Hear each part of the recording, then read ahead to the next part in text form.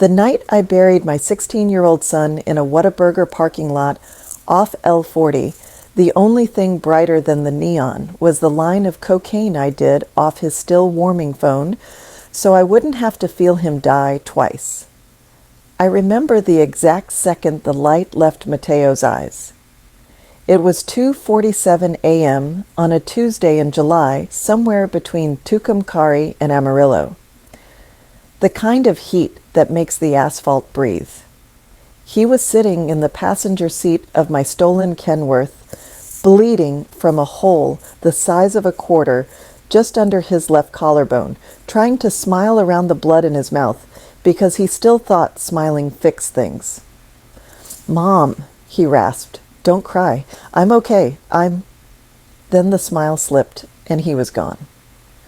Elle pulled into the Whataburger because it was the only place still lit for 50 miles, orange and white stripes glowing like a cheap cathedral. I killed the engine, climbed down with my boy in my arms.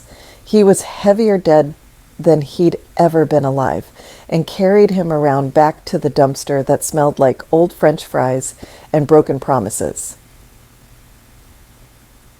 I laid him on the ground like I was putting him to bed, folded his hands across the wound, kissed the place where his hairline used to start, before the cartel barber shaved it into a crooked cross. Elle took his phone out of his pocket. The screen was spider-webbed, but still lit up with a selfie of us from 2 days earlier, both of us grinning like idiots in front of a roadside dinosaur made of tires. I opened the Mirror app, dumped the last of the baggie on the glass, and railed it right there while the Texas stars watched and judged. The high hit like a Peterbilt doing 90. For 30 beautiful seconds, I couldn't feel anything at all. Then the grief came back twice as hard, and I screamed into the dumpster until my throat bled. That was 8 hours ago. Now I'm standing in the yard of the federal pen in Fort Worth. 8 years after they locked me up for cooking the purest crystal west of the Mississippi, wearing the same gray sweats they issued me the day I walked in. The guard who hands me my release papers smells like menthols and pity. "Cruz," he says, "you got a ride?"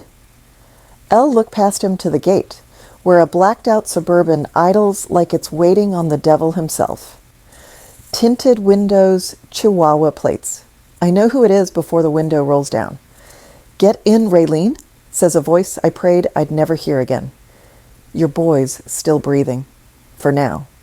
The man in the back seat hasn't aged a day since I saw him last. Same slick hair, same gold Virgen de Guadalupe hanging from the rear view, same shark smile that once convinced me love and methamphetamine were pretty much the same thing. Javier El Santo Morales. My old boss, my old lover, the reason I have a son in the first place. I climb in because I don't have a choice. He hands me a burner phone already open to a photo. Mateo zip-tied to a chair in a room with no windows, eyes swollen shut, the word Tridora carved into his chest with what looks like a box cutter. My knees buckle. I taste copper. 8 years you kept your mouth shut, Javier says, voice soft like a lullaby made of razor blades. Good girl, but mouths open eventually. So here's the deal. You cook me one last batch best you ever made. Blue like the old days. 50 pounds? You deliver it personally to a man in Juarez next Friday night. You do that, your son walks. You don't... He doesn't finish. He doesn't have to. I nod. My voice is somewhere back in that Whataburger parking lot, buried with the only pure thing Elle ever made. Javier smiles and kisses 2 fingers, presses them to the photo of Mateo's ruined face like he's blessing him. Welcome home, mija. They drop me at a rundown motel off Loop 820 with a duffel bag full of pseudo-red phosphorus and iodine crystals. Enough to keep a small country awake for a month. There's also a set of keys to a sleeper cab parked out back. My old rig, the one they seized when I got pinched, freshly painted matte black with no markings. On the dash is a post-it note in Javier's handwriting, "Tick-tock, mama." I sit behind the wheel and smell diesel and old ghosts. My hands shake so hard I can't light a cigarette. I haven't cooked since 2015. Haven't touched a beaker, a separatory funnel? Nothing. 8 years clean in a concrete box, and now I'm supposed to make the devil's candy one last time. I drive west because west is where the chemicals are. West is where the desert hides you. West is where I learned how to disappear inside my own skin. First stop, a storage unit outside Abilene, where I stashed a go bag the year Mateo was born. Inside is 20 grand in 20s, a Beretta 9mm. I swore I'd never touch again, and a photograph of me holding a newborn with eyes the color of winter mesquite. On the back, in my handwriting, "If anything happens to me, find Deacon Wynn, DEA El Paso office." Tell him his son says hello. Deacon Wynn, the Fed who put me away. The Fed who climbed into my bunk one night in a safe house in Las Cruces and made me believe for 12 hours that monsters could be gentle. El haven't spoken to him since the day I took the plea. El taped the photo to the dash right over the fuel gauge so Mateo, both Mateos, can watch me fall apart. El cook for 6 days straight in an abandoned ranch house outside Pecos, windows blacked out, propane hissing like snakes. I don't sleep. I don't eat. I just pour everything I have left. Every sleepless night in prison, every letter Mateo wrote me that I memorized, every time El pressed my palm to the glass during visitation and pretended I could still feel his hand, into the batch. It comes out perfect, electric blue, almost translucent. One hit, and you'll see God and ask him why he let you live this long. On the 7th day, I load 50 pounds into false compartments, welded under the sleeper, and start the long haul south. I cross into Mexico at a ghost port near Presidio, where the river is low enough to drive across if you know the sandbars. Javier's people wave me through like I'm the Virgin herself coming home. The drop is set for midnight in a warehouse off Avenida Tecnologico in Juarez. I park the rig, kill the lights, and wait. Javier steps out of the shadows with 6 men, and Mateo between them. My son is barefoot, shirtless, the carved letters on his chest scabbed over. He looks at me like he's already dead. El opened the trailer doors so they can see the bricks stacked like blue Legos. Javier claps once, delighted. "Always my favorite student," he says. Then he raises a pistol and shoots Mateo in the knee. My son drops, screaming. "That's for making me wait," Javier tells me.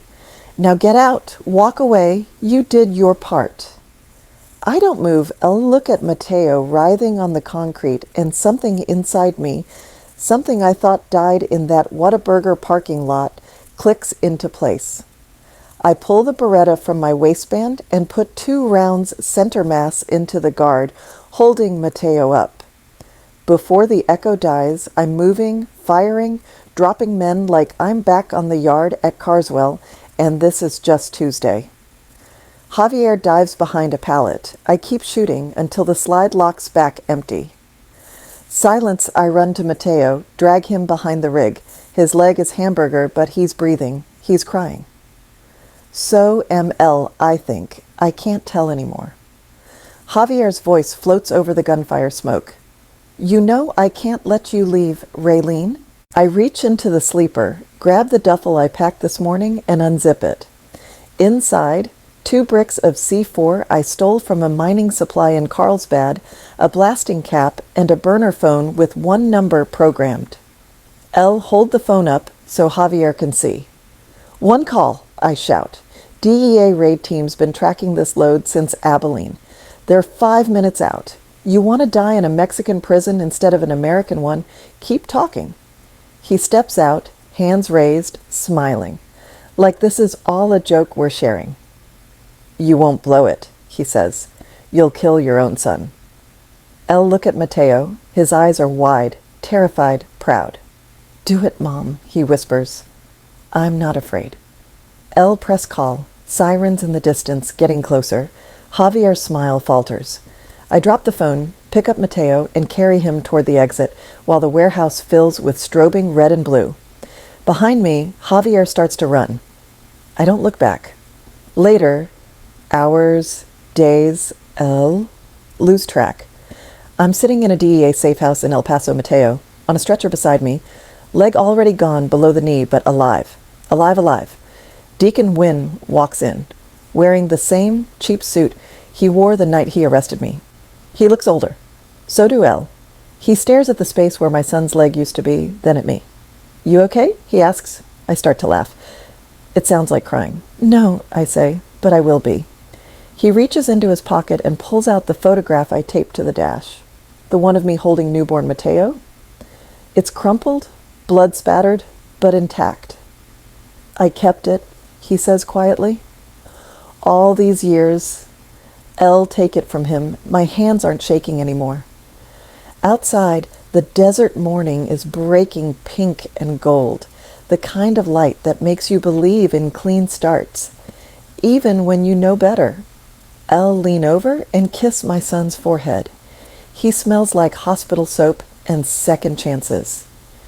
We're done running, I tell him. He squeezes my hand so hard it hurts. For the first time in 16 years, I don't need a line to feel alive. I'll just need the road, my boy, and whatever comes after the fire. And that's enough. If you liked my story, you can support me by making a donation so I can write more stories. Thank you in advance. And you, what would you do in this person's place? I would love to hear your opinion, so please share it with me in the comments. I'm always curious about what you all think, and also write me where you heard this story. For more life stories like this, like the video and subscribe to my channel. There are many other stories waiting for you. With heartfelt greetings, Elizabeth Queen.